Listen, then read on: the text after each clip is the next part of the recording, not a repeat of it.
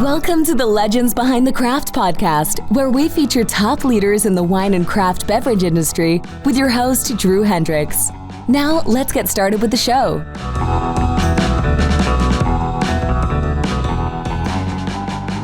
Drew Thomas Hendricks here. I'm the host of the Legends Behind the Craft podcast, where I talk with leaders in the wine and craft beverage industry. Past guests of Legends Behind the Craft include James King of King Family Vineyards, Guillaume Fabre of Clos Saline, and Barry Waite of Tamber Bay. If you haven't listened to these yet, be sure to check them out and subscribe. Today's episode, it's sponsored by Barrels Ahead. At Barrels Ahead, we work with you to implement a one-of-a-kind marketing strategy, one that highlights your authenticity, tells your story, and connects you with your ideal customers. In short, we help wineries and craft beverage producers unlock their story to unleash their revenue.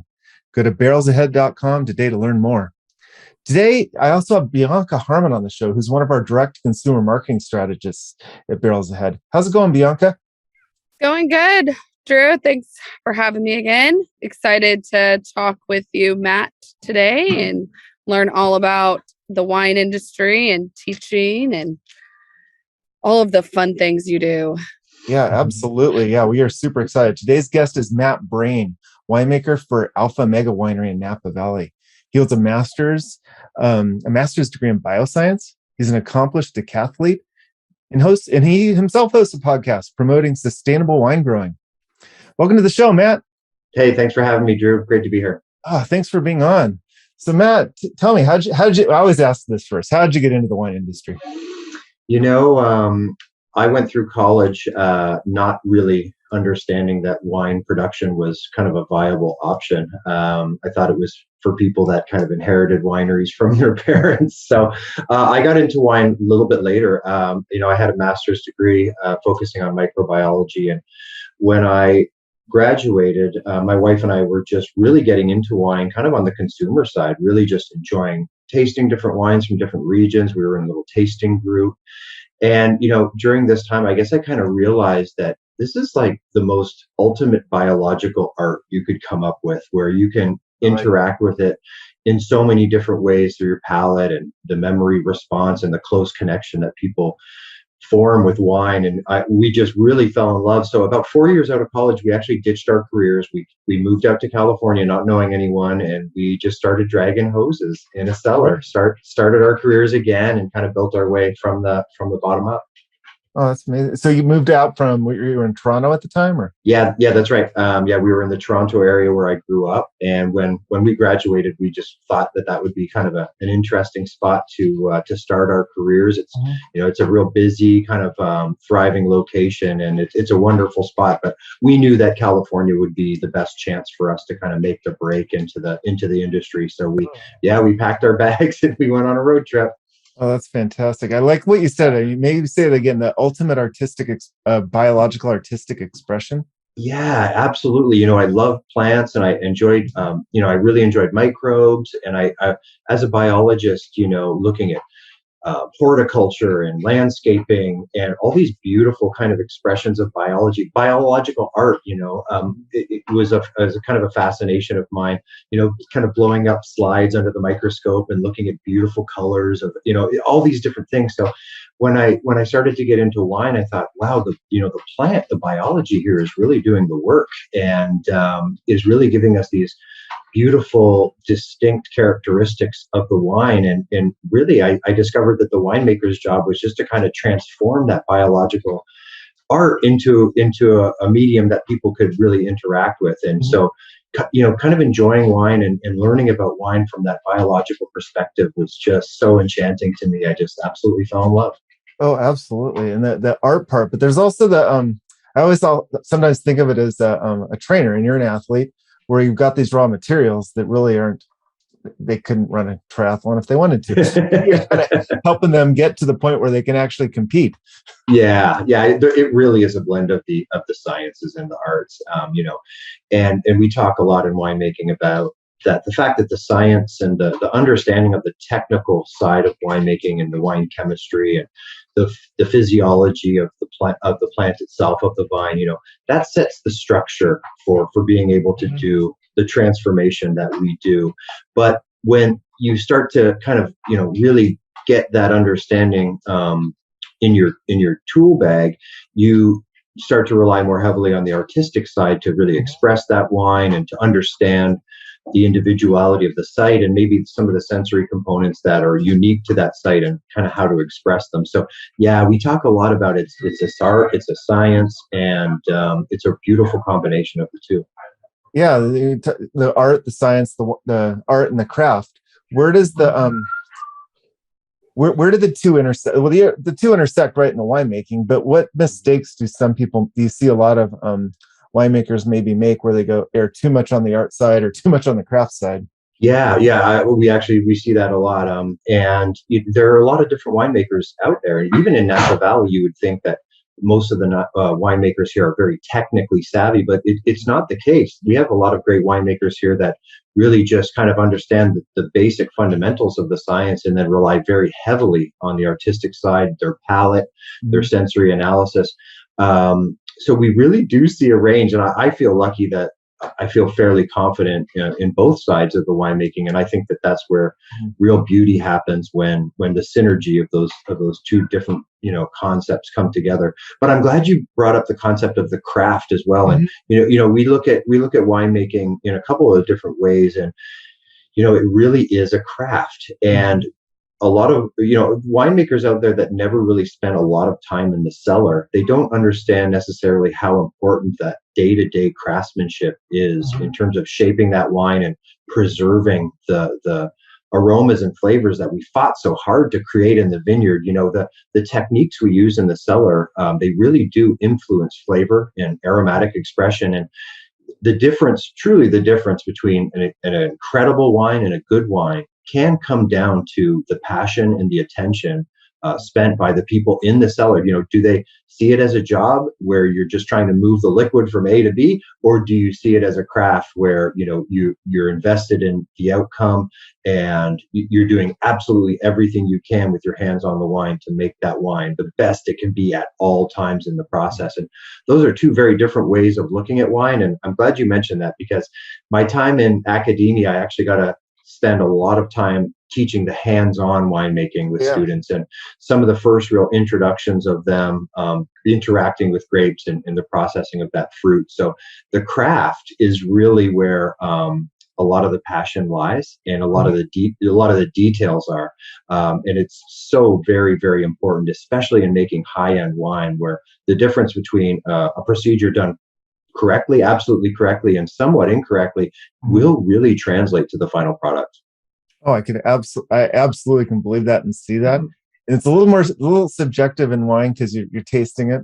I see it a lot of times, like with craft, I use the parallel. I do a lot of woodworking, and you can build a bookcase, or you can have this Japanese wood master build a bookcase with hand planes, and it's the same bookcase. It holds the same amount of books, but you look at it and it's like apples and oranges. No, I think it's a great analogy. And because, you talk about having the right tools for the job, very similar. You've got to understand fully how to use those tools correctly in all situations where they might be applied. You've got the quality of the raw material, like winemaking, like in woodworking. If you don't have a great piece of wood to start with, you're never going to make a great piece of furniture or a great piece of art with it. So there are a lot of really fun parallels there, Drew. Nice one. Or even also one more parallel: chefs. You get a top 4-star chef the same ingredients as a home cook. They both have the exact same materials. Absolutely. The results are going to be completely different.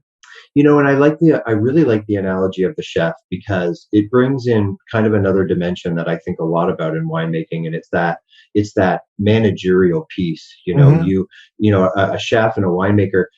We call ourselves the winemaker, but the people that are in the cellar, they're the ones actually doing the hands-on winemaking work. They're the ones with the hoses. They're the ones with the punch-down tools, getting the nice, beautiful purple stain on their hands, and educating that team and motivating that team and managing that team in such a way that brings out the best in them and the best they can possibly do. There is a huge influence on quality there, both in the kitchen and in the winery. And, it once again, if the passion and the full understanding of why we're doing that is not translated, you're going to get corners cut. You're going to get people trying to rush through the procedure and not even really enjoying the procedure that they're performing because they don't really understand why it's important. So, I always try to think about myself as a teacher and to try to bring that role a little bit to the winemaking team here and to create the passion and the understanding that really drives that high level performance. Yeah. Go Bianca. Oh, I was just going to say, since you were a teacher and now you are the head winemaker, have you been able to incorporate some of those students with where you are at today? Yeah, I absolutely am. And it's one of the best things about working here at Alpha Omega. When I was first approached about taking this role, I immediately reached out to a star student of mine that I taught when I was at Cal Poly, who actually I brought in to do some other winemaking with me at another winery in the past as well. And I just knew this person would be critical to my success here at Alpha Omega. And that's my assistant winemaker, Melissa Paris. So an incredible addition to the team, someone I work very, very closely, someone I'm sharing my office with right now, and an incredible contributor to the team. Another former student of mine from Cal Poly as well, Eli Byron, I reached out to about a year ago to come in and head the lab up for us and all the analysis that we do here. And Eli, like Paris, they're fantastic young winemakers, very, very talented, and really lucky to have them as part of the AO team right now. That's just so cool. We were just talking about parallels. So I just kind of was like, well, have the teaching and head winemaking been able to be incorporated now? Yeah, they really have. And it's really nice to be able to benefit from some of the relationships that I formed in academia and, to really know who the best of the best were and to be able to reach out to them and for them to accept was I feel like a nice compliment to me and the relationships that I started back then. That's great. So talking about your team at Alpha Omega, talk to us a little bit about Alpha Omega and what you guys are doing there. Yeah, so we have a fantastic new challenge for me up here to be in Napa. I've been here for just about 2 years now. And for those listeners out there that have never heard of Alpha Omega, we're located in the Rutherford appellation of Napa. Our winery sits just off of Highway 29. That's kind of the major road heading north and south through the Napa Valley. We've got a beautiful estate winery here with a little vineyard around it, some Sauvignon Blanc. We've got these beautiful fountains out back that people can kind of gaze across and see our vineyard, but they can also look up and see Mount Veeder. It's a beautiful view of Mount Veeder to the west of us. So it's a beautiful spot, and we really offer a great tasting service. But what really, really excites me about working here at Alpha Omega, besides my incredible team, of course, is the grapes that I get to work with. Sure. I've just never really even heard of another winery that gets the quality and diversity of grapes that we get to work with here. We're in all the major appellations here in Napa. There are some small ones to the south that we're not in. But we're in, I think it's 12 of the 14 designated AVAs. So I get little plots of grapes from all over the place. Some a little bit bigger than others. Some of them very, very tiny little locations. And we farm about 110 of our acres ourselves, which we have our own farming team that we work with very closely. But then I also work with great other growers across the valley as well. Guys, I'm on the top of the mountains. I'm on Mount Veeder. I'm on Spring Mountain. I'm on Atlas Peak. I'm on Dinan Mountain. So I get a real great feel of kind of the mountaintops in the area.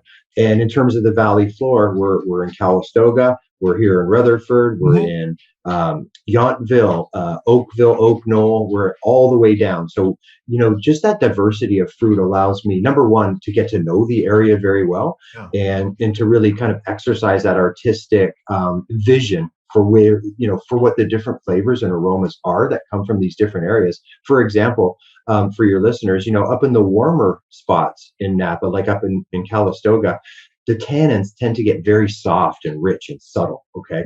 And the fruit character tends to get a little bit of this kind of purple shift to the Cabernet, and that's because it's so warm up there.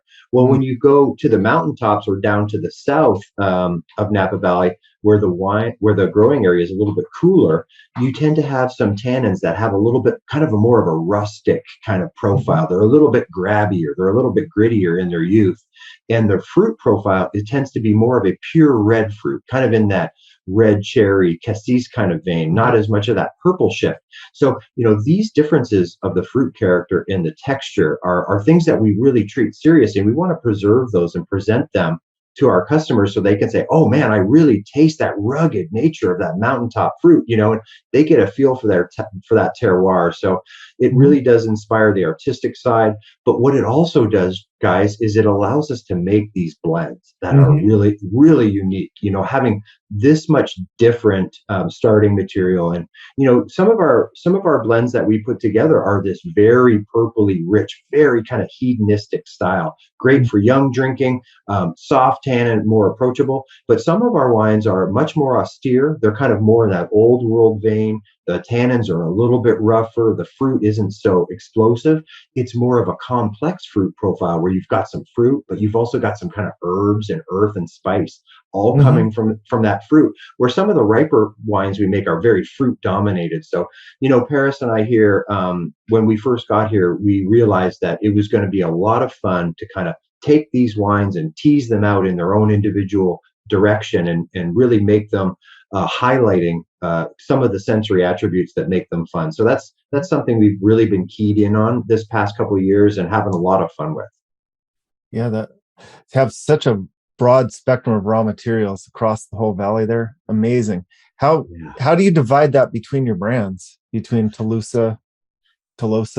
Yeah. Okay. So Tolosa is actually our sister winery down on the central coast. Oh, geez. Well, that's easy. Yeah. So that's easy, right? So they make a lot of Pinot Noir and Chardonnay down there. That's what they specialize in. They do some small lot stuff in Rhones. They do a Syrah and a Grenache, and they do a little bit of Pinot Gris. But they're really focused on the Burgundy varieties. Where up here we're focused on the Bordeaux. So that's why we're such a nice complementary pair of sister wineries. Okay. And so we have common owners, and in fact we have a third winery in the Priorat region of Spain, and this winery is called Perinet, and another fantastic winery. So the three wineries are all actually kind of under the common investor group. So we've got kind of a nice synergy because we're very different in terms of the varieties and the terroir we work with, but we kind of roll up all under the same umbrella. And I'll tell you what, guys, the winemakers in these other locations and the teams that they put together and what they're also doing in terms of sustainability and green practices is just as robust and a deep dive as what we're doing up here. So it's really just a privilege to be a part of a group like this. Very small, just three wineries, but kind of just big enough to be dangerous, if you know what I mean. Sure. It gives us some synergy in the market when our sales team's out selling. You've got one person coming in with a whole bunch of different wines, and there's some nice synergies in terms of HR and IT that, as you can imagine, works well for a small group like ours. So yeah, we're called the Alpha Omega Collective as a group, and actually we have some Alpha Omega Collective tasting rooms where they pour all three of the brands in there. So it's a fun little synergy that we've got going on between the three wineries. Oh, great! Thanks for the clarification on that. Yeah, you mentioned sustainability, and that's something that's very near and dear to your heart. Talk to me about that, and what are the initiatives that you're going towards? What can wineries do to help making wine growing more sustainable? Yeah, sure. Well, to start kind of with my journey of sustainability, I got into the sustainability cause. My first winemaking job, I was kind of put in charge of looking at a little bit of what our vineyards and winery was doing and certification and going through the checklist. And sustainability is it's a great concept, folks, because when you talk about concepts like organic or biodynamic, you're largely talking about just the growing of the grapes itself and the vineyards. But when we talk about sustainable concepts, we talk about more than just the plants and the vineyard. We talk about the people, treating them properly, giving them benefits, trying to employ these people year round as much as possible, not just kind of bringing them in for harvest and letting them go. It looks at things like the carbon footprint of our winery, the carbon footprint of our packaging materials. We look at, believe it or not, we look at things like revenue, because if you're not profitable and you're not making money, you're not sustainable there either. So, sustainability really is this full encompassing look at what we're doing. And it encourages us to look hard at what we're doing now, but also to continuously improve. In sustainability, we're always challenging, even when wineries and vineyards that are certified. It's like, what are you going to do next? You're dialed into this concept. You want to keep improving. You always want to keep raising the bar and making things better and better. So, that my journey with sustainability was really just getting passionate about the concepts and the logic of how sustainability kind of supports the long-term goals of our industry.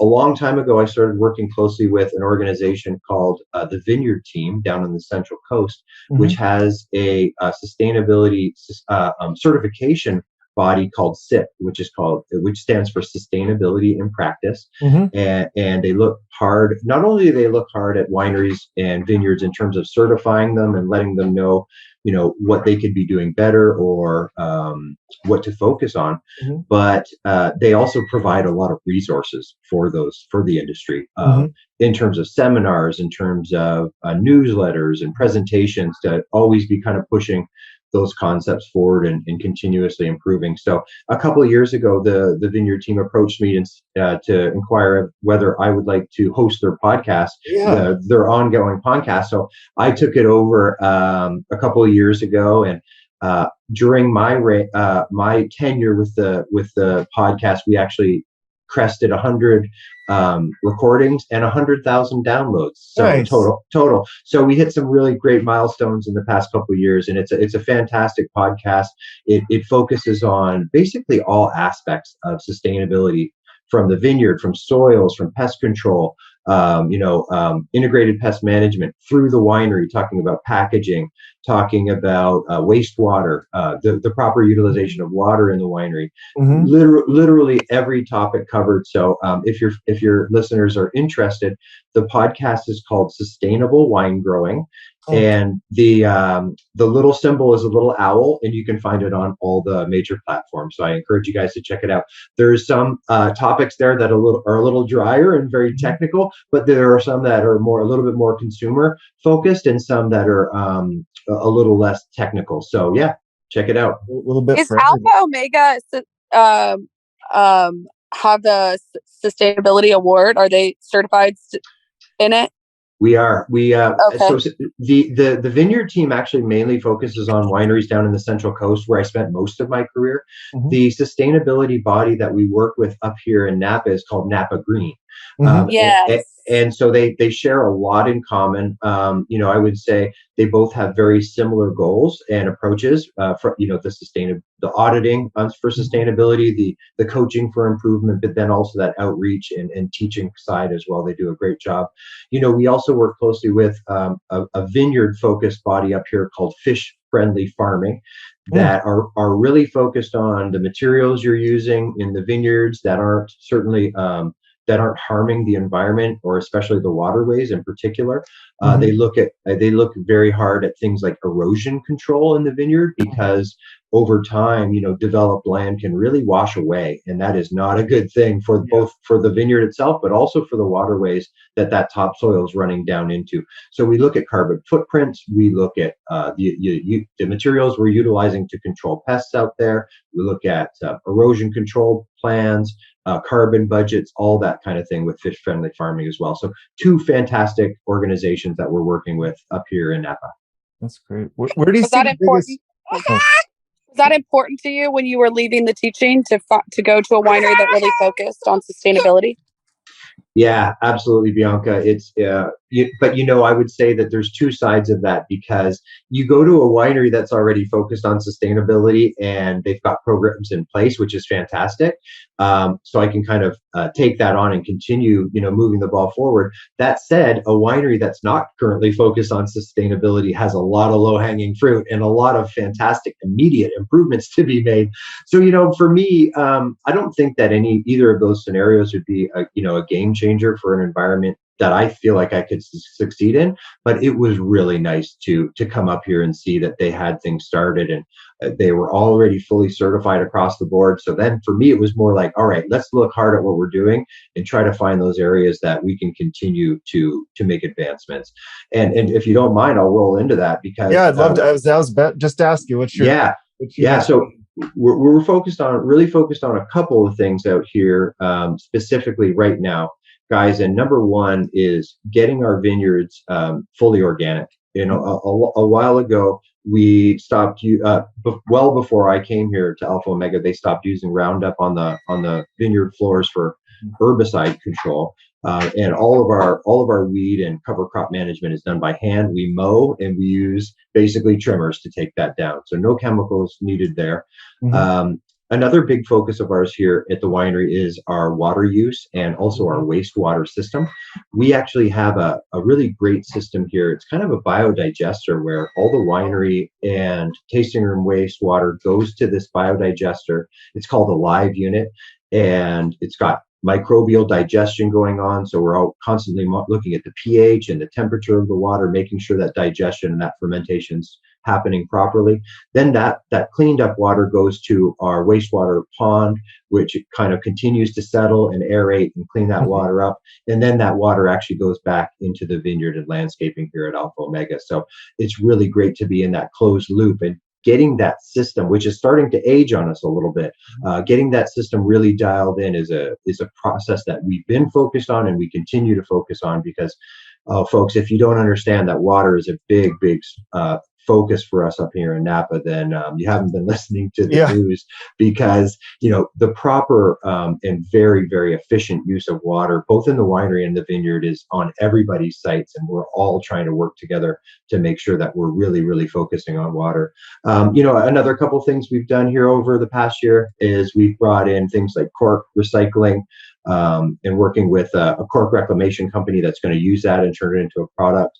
We have brought in a local waste management company to do a seminar for our entire team about what exactly in Napa we recycle and what we can't, so that we're separating our waste properly and that we're recycling absolutely everything we can here in the winery. So I mean, those are just three things. I could probably keep on going, but we're really, I would like to say that we don't do anything here at Alpha Omega that is exclusive of the concept of sustainability. When we're making a decision, when we're buying a piece of equipment, when we're looking maybe at a new vineyard to take on, we're looking at sustainability issues. We're looking at how it's done. Is it done properly? Are they open to feedback?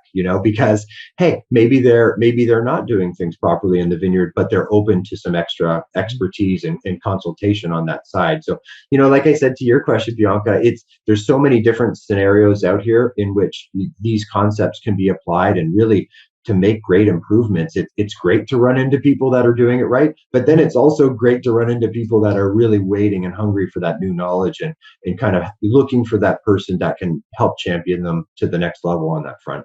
What would you say is the biggest weak point across the board on wineries, not Alpha Omega, but just as you see in the Valley and the boards that you're on? What's the biggest need for change in the sustainable landscape?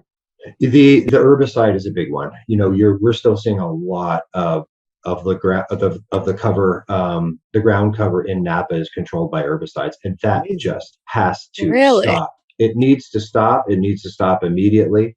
And there's a big effort out there trying to promote that, but that's a big one. The other thing I would say is there's an issue that a lot of wineries are dealing with, and we are here at Alpha Omega too, and that is, how do you present the bottle in a way that makes the bottle as grand and as beautiful as the wine is inside? A bottle that a customer picks up and feels good about, holding it and the feel of it at a $200, $300 price point. Okay. And how do you get that glass lighter? That's the issue. We want the packaging to be as light as possible, but we also need to ensure that the customer feels like they're getting what they paid for. And in Napa, we've got the highest prices in North America. And I would also say that we also have the biggest, heaviest glass. And that's a real shame that the customer over time, has been led to correlating that heavy glass with that high quality. But the reality is that's their expectation. And so we really need to do a lot of education, and we need to teach people that, as we move to a smaller, lighter package, here's why we're doing it. We're not trying to diminish your experience. We're really trying to save the planet here. And a lot of the carbon footprint in the whole packaging process is just in the manufacture of that heavy glass, and then also moving that glass around. That weight makes a big difference. So it's something that we're talking about here in Napa, and I know that all my colleagues are taking a hard look at their packaging as well. Yeah, we've had a lot of conversations on the show about glass and packaging and trying to reduce it. We had last summer, I talked to Erica Harrop at Global Package on just trying to find better bottles. Yeah. And I actually need to have another episode just specifically dedicated towards the glass and the packaging. Yeah, and things like our bottling operations, where we're trying to minimize packaging waste and plastic wrap, and hey, even working with our printers to try to make sure they're not over printing the labels we need, because those will end up going in the trash too.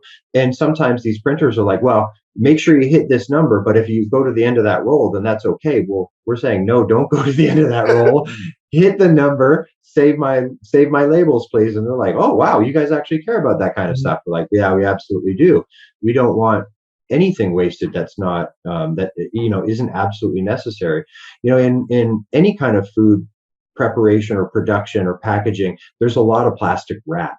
Pallets are wrapped. The glass comes in wrapped in plastic, and you take that off, and then you bottle, stack it, and rewrap it again. So just this past week, I was actually looking. They've made some nice new advancements in some of this kind of biodegradable plastic wrap that we're starting to get access to, and we've had access to it for a while. But the big question was, in a storage facility, in a warehouse that has a little bit of humidity, how is that biodegradable plastic gonna hold up? Well, we know it degrades in the landfill, but does it degrade in the warehouse as well? And so that now I think that we've got a couple of years of working with that and seeing that which formulations do hold up very well over time, but do allow to break down when they hit the landfill. So, I just think that I feel like I'm speaking for most winemakers in the region, in that we've always got our ears open for new things that we can incorporate, and new technology that's coming to the market, new techniques that we can learn from our neighbors and adopt. That'll make things more sustainable over time. And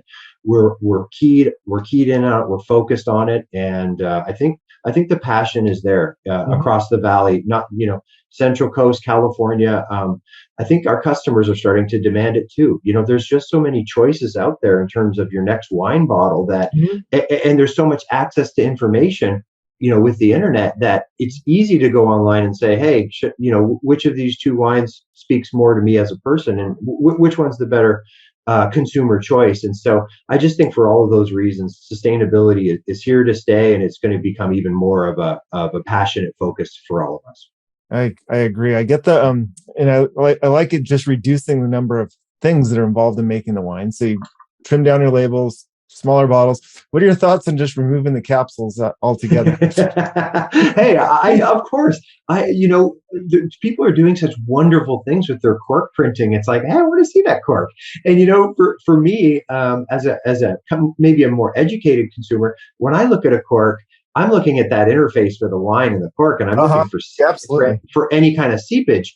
And that seepage, hey, maybe that indicates a cork isn't the best cork, but maybe it also indicates that the wine wasn't stored properly and there was some heat that kind of forced that wine up through the cork. So, hey, I'm all about no foils where it works for your visual presentation.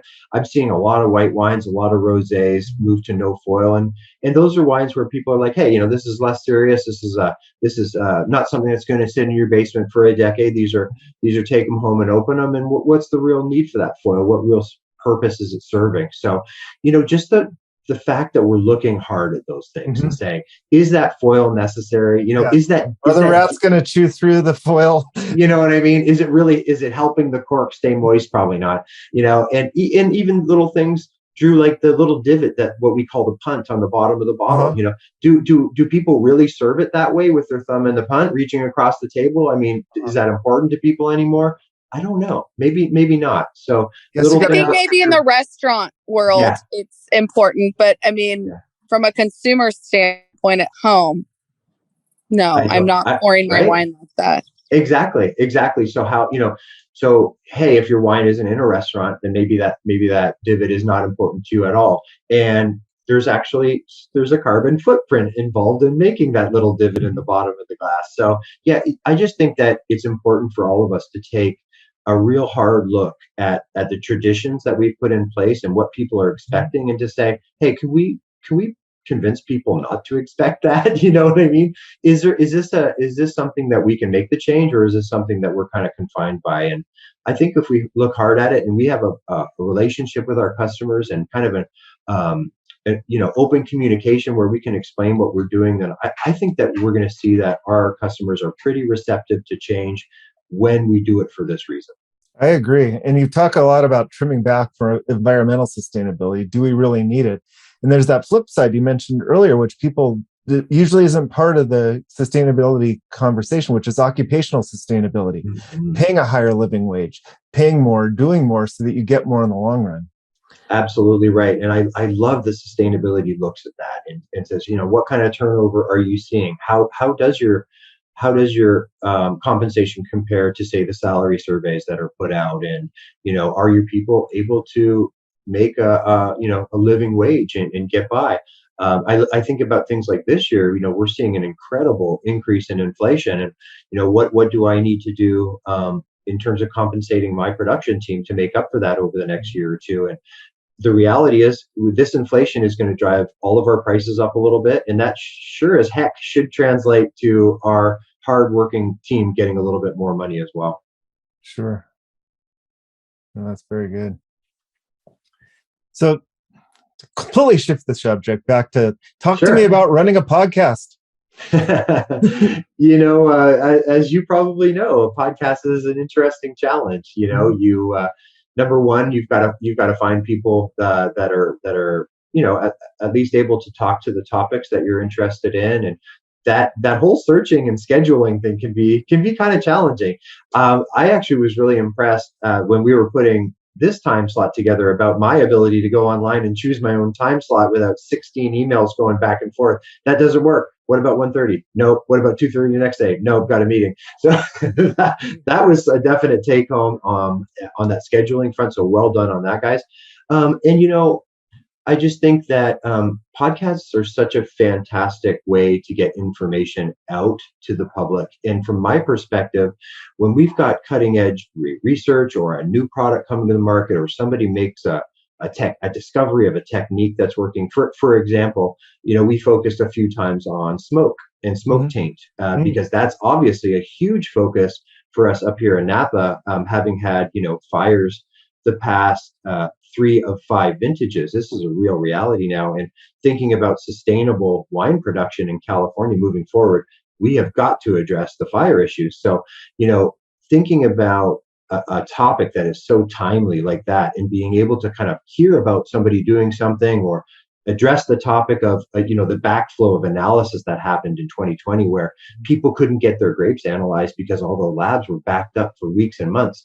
So I remember we put a podcast together about that and talking about different labs and the way that the analysis was being done, and we were able to really kind of push that out to the public because we weren't really encumbered by, say, a publication or peer review process. We just kind of made the appointment and got online and chatted it out. So I love podcasts for that. Just kind of that to the source, get your information very timely, right away. And I've had a lot of fun with it, getting to know new people. I think that as a podcast host, you kind of inevitably start to become a little bit of an expert here and there because you're just chatting with knowledgeable people about their expertise. So, podcasts are a fantastic new resource for us. I personally can't listen to my own podcast because I can't listen to my own voice. It's like scratching the chalkboard, but I like to listen to other people's podcasts. I have the same issue. I think they're great too. Cause from just a whole other standpoint of it though, it's like my fiance, he works on the road. He's driving, checking out forests all day long. Right. And he loves music. We all love music, but you can only listen to music so much. Right. And these podcasts have become just another channel for people to get information without having to come home and read about it. They can be doing it throughout their daily routine. I agree. And, I'm a member of some kind of industry groups on social media, and, somebody's always throwing up, check out this new podcast on this topic, or this just came out. So the ability to kind of information share without copyright, and that kind of thing, and just go and download. It's just such a fantastic resource for modern professionals of all industries, and certainly in wine. There's a bunch of great podcasts, and just getting better all the time, I think.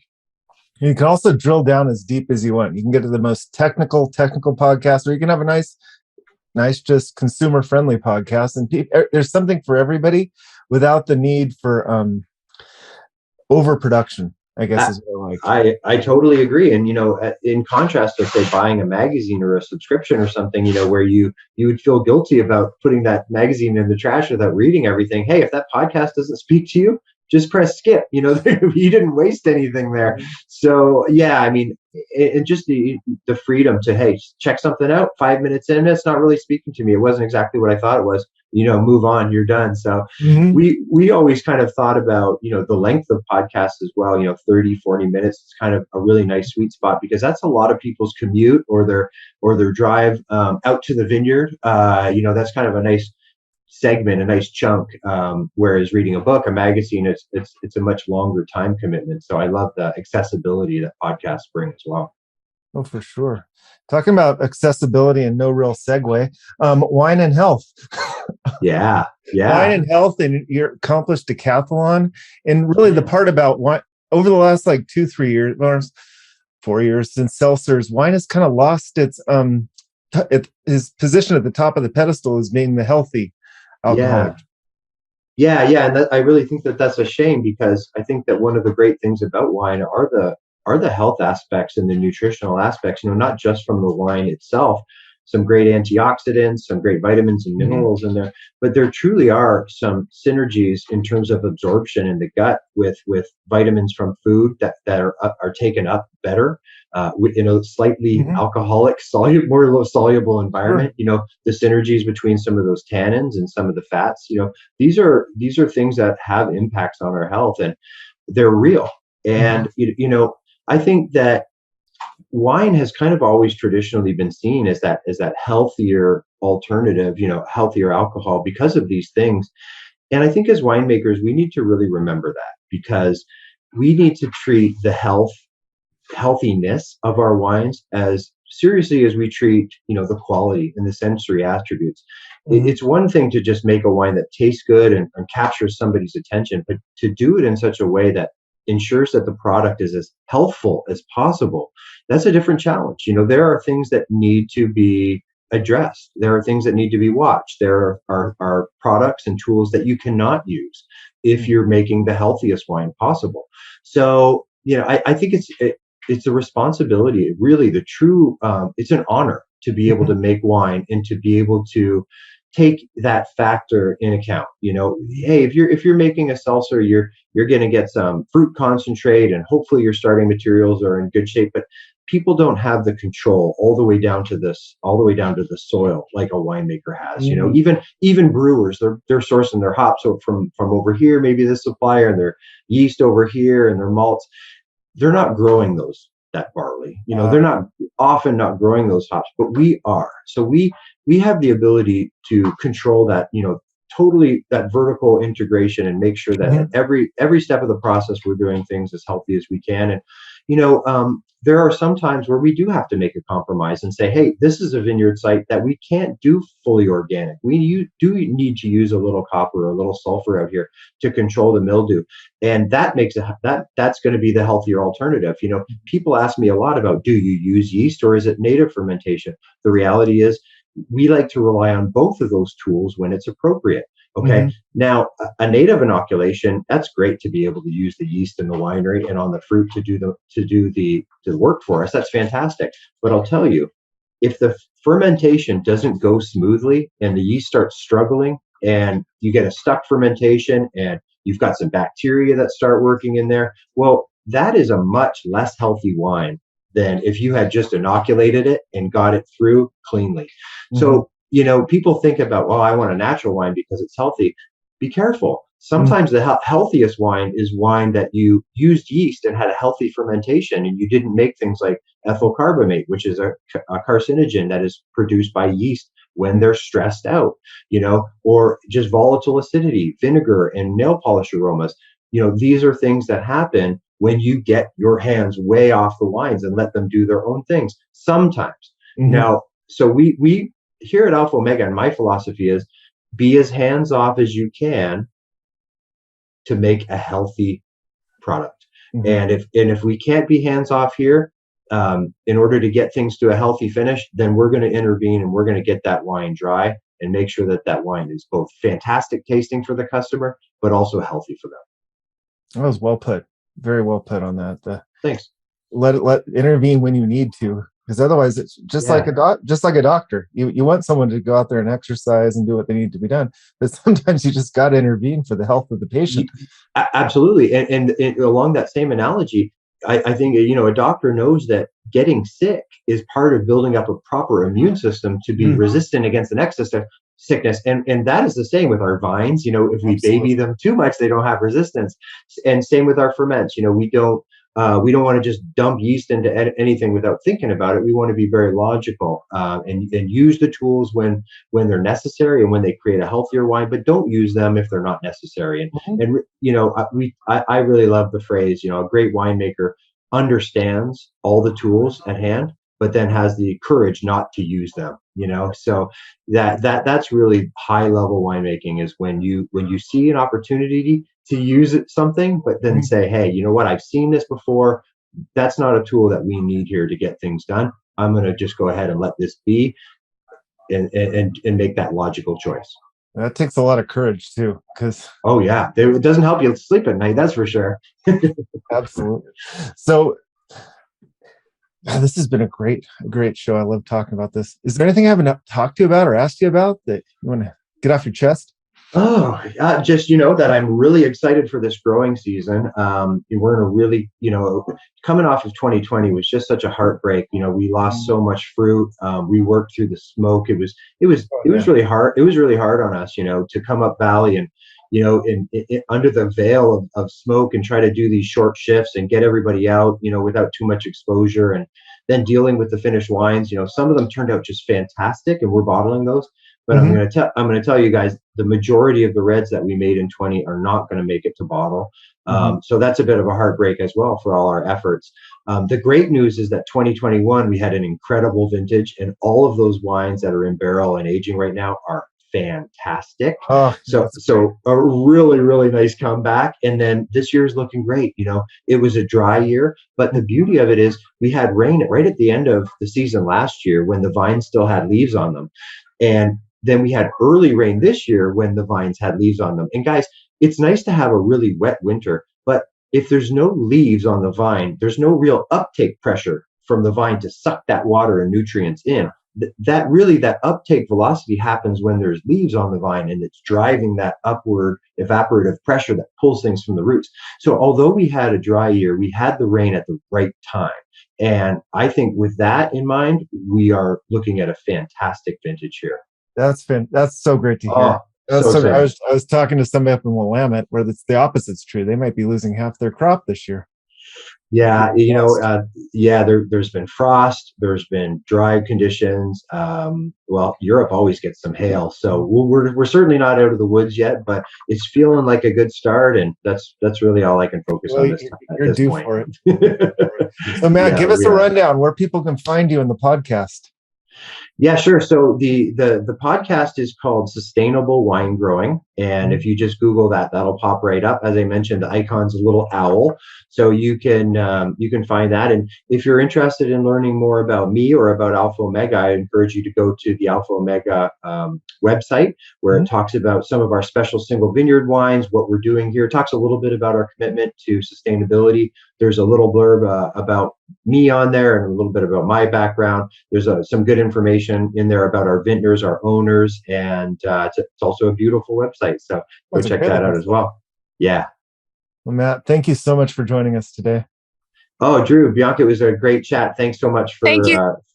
Yeah. So much, Matt. You're so welcome. Thanks for the great conversation, guys, and thanks for your interest in what we're doing up here. Talk to you later, Matt. Okay, take care.